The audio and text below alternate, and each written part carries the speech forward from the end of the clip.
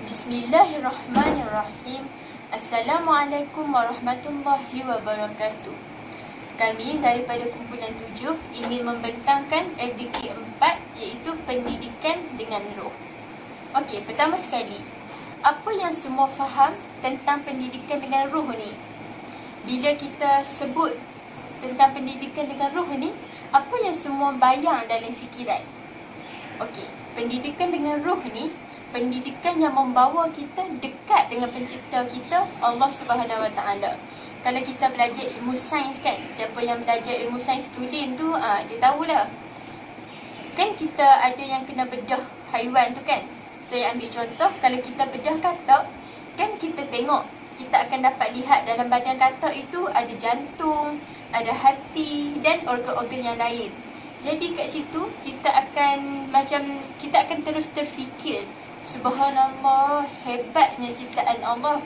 Tak ada satu pun yang mampu menandingi hebatnya ciptaan Allah. Jadi itulah pendidikan yang mempunyai nilai ruh sebenarnya. Saya terangkan sikit tentang pengenalan pendidikan dengan ruh. Okey, pendidikan ni dia adalah satu proses mengasuh, mengajar, mendidik, membimbing, melatih dan mempraktikkan sesuatu menerusi ilmu pengetahuan. Kalau roh pula, seperti mana yang kita tahu, roh ni adalah nyawa, jiwa, rohani dan semangat. Roh ni adalah satu unsur yang ada dalam jasad kita yang diciptakan oleh Allah sebagai sebab adanya kehidupan. Maknanya roh ni adalah satu unsur dalam jasad yang Allah cipta sebagai penyebab adanya kehidupan. Cuba kita bayangkan kehidupan kita tanpa roh. Bolehkah kita nak hidup? Saya rasa jawapan yang pastinya memang tak boleh lah kan. Sebab kehidupan ni dia kena ada dua tau. Yang pertama jasad dan roh. Kalau kehidupan kita ada jasad saja, memang tak boleh lah kita nak hidup. Kita akan jadi macam orang yang dah meninggal dunia. Jasad je yang terbaring kaku, roh dah tak ada dah. Sebab itulah roh ini adalah perkara yang amat penting. Bukan sahaja untuk melahirkan personaliti unggul, malah kita nak hidup pun perlu ada roh. Okey. Saya balik kepada persoalan kita yang pertama, iaitu ilmu dan didikan yang membawa kepada kebaikan dan kebenaran. Kalau semua nak tahu, banyak sangat sebenarnya ilmu atas muka bumi ini yang boleh kita ambil. Tapi saya nak bawakan 3 contoh saja. Contoh yang pertama iaitu ilmu tentang subjek yang kita pelajari dan ilmu pengurusan diri. Ilmu tentang subjek yang kita pelajari ni, sekarang ni kan kita belajar subjek qiraah, subjek personaliti unggul, Mandarin. Contoh macam subjek qiraah, kita boleh belajar penggunaan nahwu bahasa Arab dengan betul. Kita boleh belajar cara untuk bercakap bahasa Arab dengan fasih. Kalau untuk pembangunan personaliti unggul pula, kita boleh belajar cara untuk menaikkan keyakinan diri kita. Dan kita boleh belajar jadi insan yang lebih baik. Subjek pembangunan personaliti unggul ni juga sebenarnya dia membawa kita dekat dengan Allah. Di mana kita belajar topik apa pun, kita mesti balik kepada Allah Subhanahu Wa Taala dengan memikirkan tanda-tanda kebesaran Allah. Kalau ilmu pengurusan diri tu seperti mana yang kita tahu, kita boleh dapat dia daripada rumah lagi. Kan kat rumah mak kita selalu ajarkan cara untuk kemas katil, cara untuk menguruskan diri, mencuci pakaian dan sebagainya. Ilmu berkaitan pengurusan diri ni kita boleh dapat daripada rumah lagi. Maknanya kita dapat daripada ibu dan ayah kita lah. Dan yang paling penting, tak lain tak bukan, ilmu yang membawa kita ke jalan yang benar, semestinya ilmu agama Islam. Kalau bercakap tentang ilmu agama Islam ni, saya nak memetik firman Allah dalam surah Ali Imran ayat 19 yang bermaksud, sesungguhnya agama yang benar dan diredai di sisi Allah ialah agama Islam. dekat ayat ni pun kita dah jelas nampak bahawa agama Islam ini adalah agama yang benar, agama yang lurus, yang mengajar kita tentang kebenaran. Jika kita kaji ilmu agama Islam ini dengan lebih mendalam, kehidupan kita akan terpandu ke jalan yang lurus yang Allah redha. Sebab apa? Sebab agama Islam ni agama yang mengajar kita untuk mengenal pencipta kita, Allah Subhanahu Wa Taala, mengenal Nabi kita, Nabi Muhammad SAW. Dan ilmu agama Islam juga mengajar kita untuk melaksanakan tanggungjawab kita sebagai hamba Allah. Contohnya, solat 5 waktu sehari semalam, berpuasa di bulan Ramadan, menunaikan zakat, menunaikan haji dan sebagainya. Oleh itu, kita dah jelas nampak kat sini, sebenarnya semua ilmu yang ada di atas muka bumi ini semua baik untuk kita. Jadi kita ambillah mana-mana ilmu sebagai pedoman hidup kita. Oleh itu, saya ingin memesan kepada diri saya dan semua rakan-rakan, marilah kita bersama-sama menimba sebanyak mana ilmu agar hidup kita dapat memberi manfaat pada yang lain dan menjadi hamba Allah yang bertakwa. Seterusnya, saya serahkan pembentangan ini kepada ahli kumpulan saya yang lain. Bismillahirrahmanirrahim. Assalamualaikum warahmatullahi wabarakatuh. Hari ini saya akan membentangkan tajuk jenis ilmu yang diperolehi dengan roh. Yang pertama ialah ilmu hakikat penciptaan manusia. Ilmu hakikat bererti iktikad yang bermaksud kepercayaan sejati. Ilmu hakikat ini ialah merupakan salah satu pekerjaan hati kita. Perkataan hakikat berasal daripada perkataan Arab iaitu haqqa yang membawa maksud kebenaran. Ilmu hakikat ini ialah ilmu yang digunakan untuk mencari sumber kebenaran. Sebagai contoh, orang-orang sufi menjadikan Allah sebagai sumber kebenaran. Baik, yang kedua ialah ilmu tazkiyatun nafs. Tazkiyatun membawa maksud pembersihan. Dalam konteks tasawuf, ia merujuk kepada bersih daripada sifat keji. Ilmu ini penting kerana manusia hakikatnya tidak lari daripada melakukan kesilapan serta membuat dosa di atas muka bumi ini. Antara perkara yang boleh kita lakukan untuk tazkiyatun nafs kita ialah mendekatkan diri dengan Allah, menjauhkan diri daripada perkara haram, membaca Al-Quran dan tadabbur serta menjaga adab dan akhlak. Kesimpulannya, kedua-dua ilmu ini amat penting dalam kehidupan manusia untuk mencari kesejahteraan dan keberkatan di dunia maupun di akhirat. Sekian, saya serahkan kepada kawan saya yang lain. Assalamualaikum warahmatullahi wabarakatuh. Nama saya Amir Farhan bin Omar. Nombor matriks 071297. Saudara dan saudari, di sini saya ingin menerangkan iaitu ilmu pendidikan dengan roh. Ilmu pendidikan dengan roh ni, ia dapat bercerita tentang fungsi hati, fungsi akal dan juga nafsu. Diri seseorang insan itu adalah yang diciptakan oleh Allah Subhanahu Wa Taala dengan gabungan dua benda, iaitu jasad dan juga roh. Fungsi jasad adalah melaksanakan segala arahan yang telah ditetapkan oleh Allah Subhanahu Wa Taala, dan roh berupaya menjadikan jasad dapat melaksanakan perintah tersebut. Nyawa, akal, nafsu dan hati adalah kepunyaan roh yang menjadikan akal sebagai penasihat fungsi dan pandangan dan juga cadangan. Saudara dan saudari, apa yang saya dapat tahu, akal disinari dengan cahaya keimanan, maka segala kebaikan akan menghiasi kehidupan seseorang insan itu. Tetapi apabila akal kita ini disinari dengan kejahatan, kemaksiatan, maka cahaya keimanan tersebut adalah lantaran dorongan hawa nafsu yang menawarkan kelazatan dan juga keserokan di dunia. Gerakan hati akan mendengar daripada pandangan akal dan nafsu akan membuat keputusan yang akan menentukan segala keputusan, sama ada membenarkan iman bertapak terhadap oleh Allah Subhanahu Wa Taala atau sebaliknya. Saudara dan saudari, baginda Nabi Muhammad SAW ini dia amat menitik beratkan tentang hati. Sabda baginda Nabi Muhammad sallallahu alaihi wasallam yang bermaksud, sesungguhnya dalam diri manusia itu ada sekutu daging. Jika sekiranya daging itu baik, maka baiklah seluruh anggota badannya. Namun jika seandainya daging tersebut rosak, maka rosaklah seluruh anggotanya. Daging yang dimasukkan adalah hati. Hadis riwayat Bukhari dan Nu'aiman bin Bashir. Saudara dan saudari sekalian, apa yang saya dapat kesimpulkan adalah kita haruslah menetapkan hati kita ini dengan bertakwa dan beriman kepada Allah Subhanahu Wa Taala, supaya kehidupan kita ini disinari dengan cahaya keimanan dan juga cahaya ketakwaan. Itu saja yang saya dapat terangkan. Saya akan serahkan kepada rakan seperjuangan saya yang lain. Bismillahirrahmanirrahim. Hari ini saya akan menerangkan tentang manfaat berpendidikan dengan roh.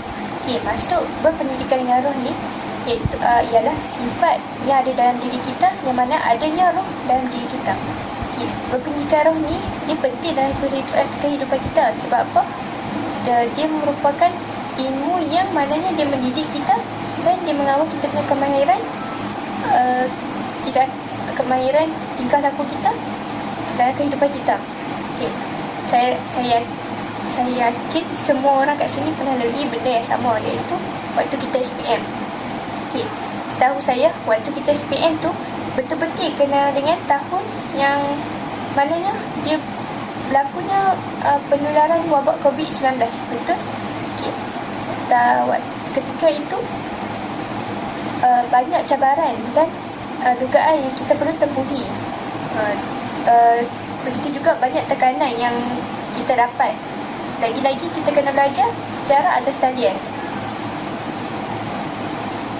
Contoh masalah yang kita hadapi ni macam masalah internet, masalah kekurangan gadget, persekitaran kita yang bising sebabkan adik-beradik. Lepas tu suasana kita belajar atas talian ni dia tak sama dengan suasana kita belajar secara bersemuka di sekolah. Jadi kat situ, dengan adanya nilai roh dalam diri kita ni, iaitu nilai sabar, kita tak sabar, kita tempuhi cabaran, kita usaha untuk atasi masalah ni sampailah kita usaha sampailah ke titik penghujungnya. Tengoklah, berkat dengan kesabaran kita ni, kita berjaya untuk belajar ke peringkat yang lebih tinggi. Kita berjaya untuk menampakkan kita ke alam universiti. Betapa hebatnya kita berkat daripada nilai roh yang ada dalam diri kita. Dalam alam universiti ni juga, saya yakin bahawa kita ni lagi digelar sebagai seorang pelajar, di mana kita pasti akan dididik lagi dengan nilai roh, bagi memantapkan lagi nilai roh yang ada dalam diri kita untuk menjadikan kita jadi lebih profesional, jadi kita jadi lebih hebat. Tak ada. Ini sebab apa? Sebab kita ni sebagai pelajar merupakan aset yang penting untuk dipelihara. Kita ni juga akan jadi pewaris untuk mentadbir negara pada masa hadapan. Jadi untuk nasib negara ni semua bergantung pada bahu kita. Jadi cuba fikirkan, sekiranya nilai roh ni tidak diterapkan dalam diri kita, apa akan terjadi? Hidup kita ni akan jadi sia-sia. Macam apa yang kita buat ni tidak memberi apa-apa manfaat kepada dunia ni. Ini macam apa yang kita buat ni nanti macam benda kosong kan. Kita makan, hidup, kita tidur untuk lihat, jadi tak ada apa-apa. Katakanlah lepas pada kita belajar, kita habis dah alam universiti ni, kita akan jadi orang yang lebih hebat, kita akan jadi orang yang lebih profesional dan kehidupan yang lebih baik. Kita akan bekerja, kita akan dapat pekerjaan yang baik. Contoh dapat pekerjaan yang baik ini, kita bekerja yang mananya kita menyumbang balik kepada agama, dan tindakan yang kita lakukan ni dia tak berjanggal dengan syariat agama. Tahu tak? Macam mana kita tahu? Macam mana kita tahu tindakan kita lakukan ni dia tak berjanggal dengan agama? Yang memang dari dulu lagi kita dididik, ibu bapa kita ataupun golongan intelektual seperti guru syarah mendidik kita akan hukum hakam, lepas tu tentang hukum hakam, tentang apa kebaikan yang kita kena buat, apa keburukan yang kita tak perlu buat. Jadi dari situ mereka didik kita untuk memais. Okay. Kembali balik kepada isi saya, iaitu kita bekerja yang menyumbang kepada agama, yang maksud katakanlah kita dapat tawaran untuk bekerja ke luar negara. Okay. Mesti akan ada orang yang Muslim, ada yang non-Muslim kan. Okay. Maksud saya untuk bekerja menyumbang kepada agama ni, kita bekerja sambil berdakwah. Okay. Sebelum tu saya nak bagi satu analogi ni. Okay. Contohnya kita pergi memancing. Sekali, waktu kita pancing tu, kan ada ikan datang makan umpan kita, dia akan makan sikit demi sikit, kemudian sekali dengar kita akan tarik terus, betul? Okay.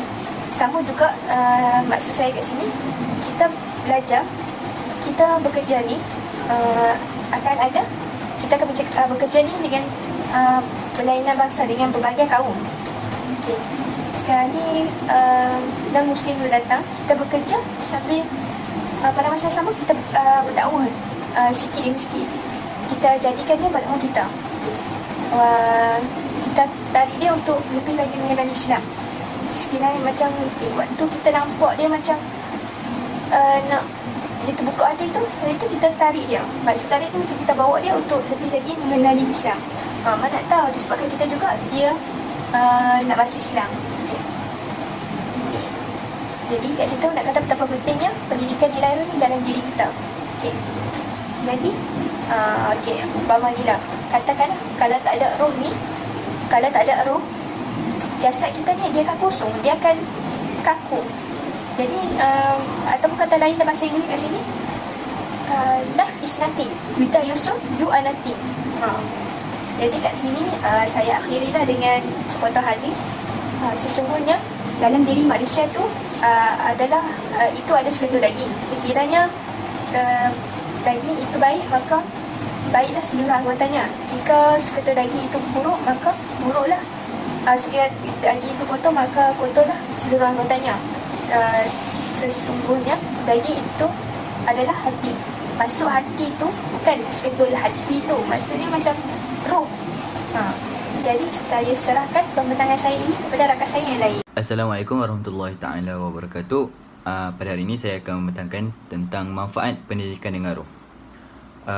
Pertama-tamanya yang boleh saya berikan di sini, manfaat pendidikan dengan roh adalah dapat menjadikan kita seorang hamba yang bertakwa.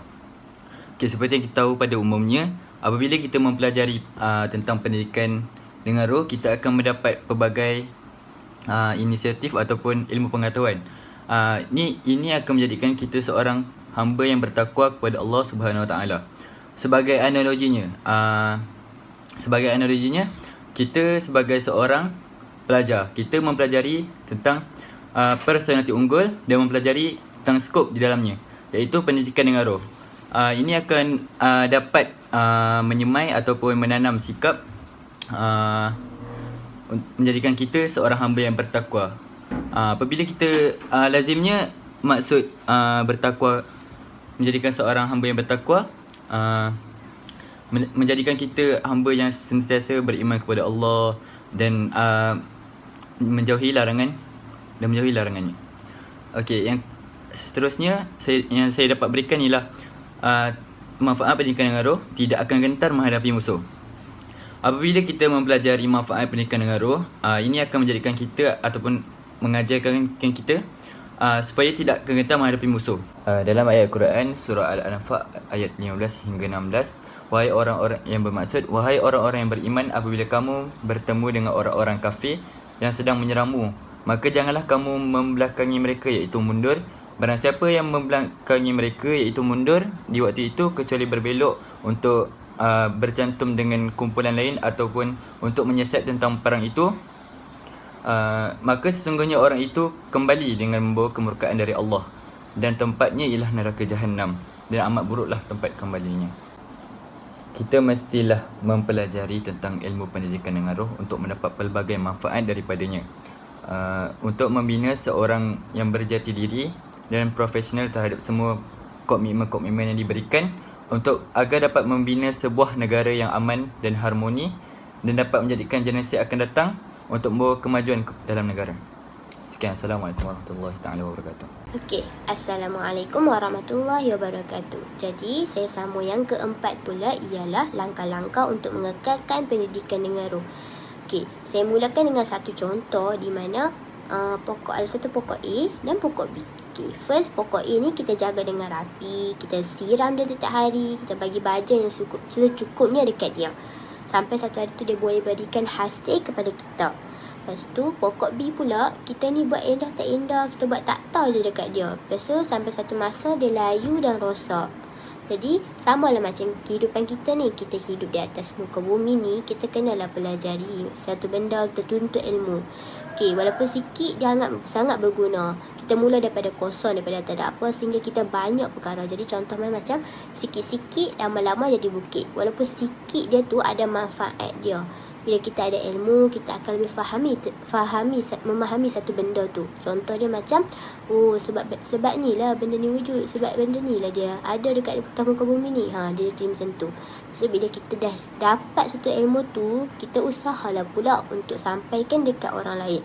Walaupun sikit, tapi dia sangat berguna, ada faedah dia kepada orang lain. Seperti mana sabda Rasulullah SAW, sampaikanlah dariku walaupun satu ayat. Tak rugi tau bila kita sampaikan ilmu dekat orang lain. Orang lain pun akan terima manfaat dia, kita pun akan terima manfaat dia. Macam kita akan dapat pahala. Walaupun kita tak sampaikan melalui lisan, kita tak sampaikan percakapan kita dekat orang lain, kita boleh sampaikan melalui perbuatan ataupun perlakuan kita.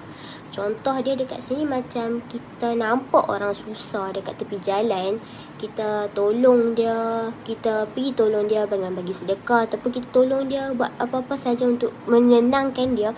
Orang yang akan lalu dekat situ, dia akan nampak apa yang kita buat. Bila dia nampak apa yang kita buat, dia akan macam ni, aku pun nak ikutlah, nak buatlah macam dia. Lepas tu nanti suatu hari nanti dia pula akan tolong dan perkara tu akan berkait dengan orang lain. Dia macam berantai. Orang lain pun akan ikut juga apa yang kita buat. Jadi kat situ kita dah dapat sampaikan satu kebaikan, lagian kita akan dapat pahala. Jadi tak salah kita buat perkara baik. Bukan kita nak tunjuk dekat orang, tapi kita sampaikan kepada orang, orang akan ikut. Kan dah jadi satu perkara yang baik.